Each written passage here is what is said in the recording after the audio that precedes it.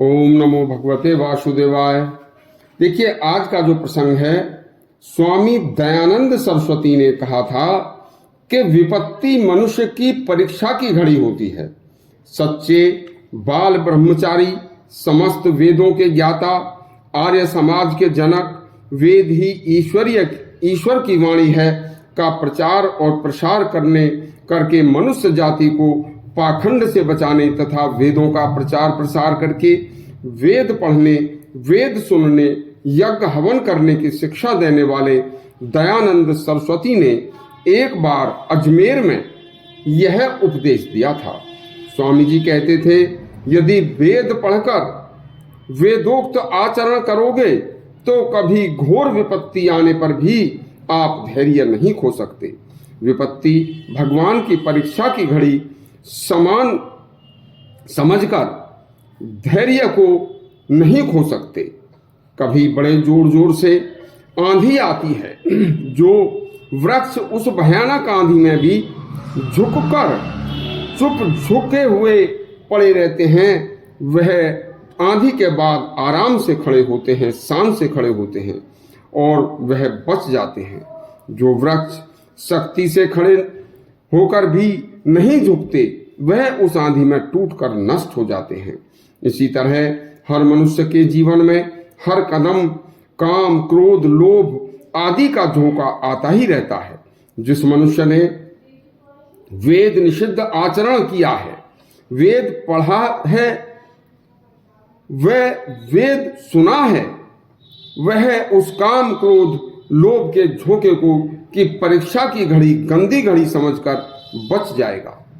जिस मनुष्य ने वेदों के विरुद्ध विधर्मी मुगल आक्रांताओं का इतिहास पढ़ा है, उनको महान और बड़ा माना है, वह मनुष्य काम, क्रोध, लोभ की आंधी में नष्ट हो जाएगा। वेदों के साथ साथ अपने महान राजाओं के धैर्य, उनके धर्म की कहानी पढ़ो, सुनो।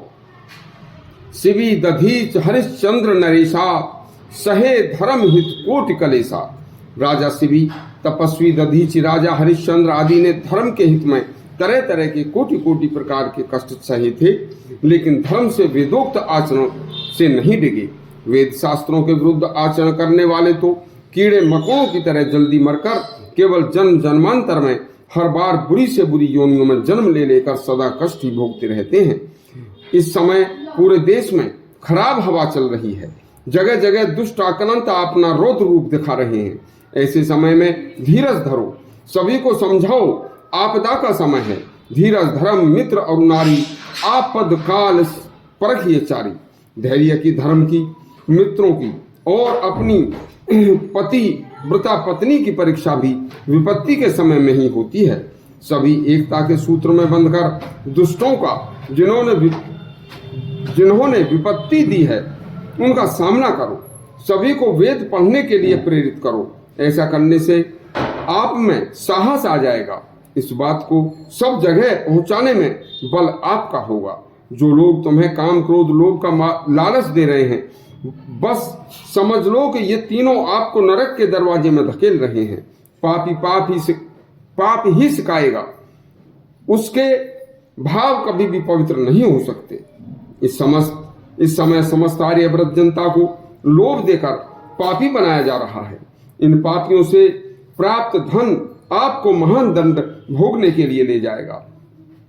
अन्याय के विरुद्ध खड़े हो जाओ। यदि स्वामी जी दयानंद सरस्वती का यह अजमेर में दिया गया उपदेश आपको अच्छा लगा हो तो हमारे चैनल सब्सक्राइब करें और घंटी दबाएं। धन्यवाद।